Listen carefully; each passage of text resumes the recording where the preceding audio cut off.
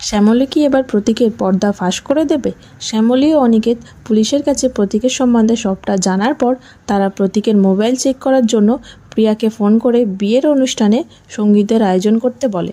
এরপর তাদের কথা মতো প্রিয়া সবটা রেডি করে রাখে এবং তারা সঙ্গীতে প্রতীকের মোবাইল নিয়ে চেক করে দেখে সৌনকের সাথে তার কল সব ডিটেলস করছে।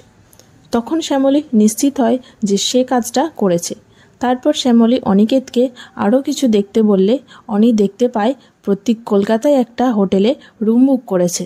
তখন শ্যামলী বলে সৌনকদাকে নিশ্চয়ই সেখানে রেখেছে এবং তারা ওখানে গিয়ে সৌনকের দেখা মেলে।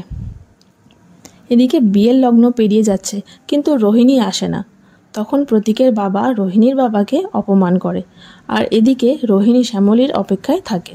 এরপর রোহিণীর মা তাকে এসে বলে বিয়ের লগ্ন পেরিয়ে যাচ্ছে, তুই এখনও যাস নাই আর এদিকে তোর বাবাকে অপমান করছে।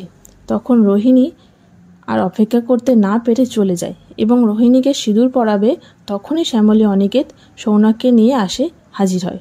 এরকম সমস্ত আপডেট সবার আগে পেতে অবশ্যই আমাদের চ্যানেলটি সাবস্ক্রাইব করে নিন।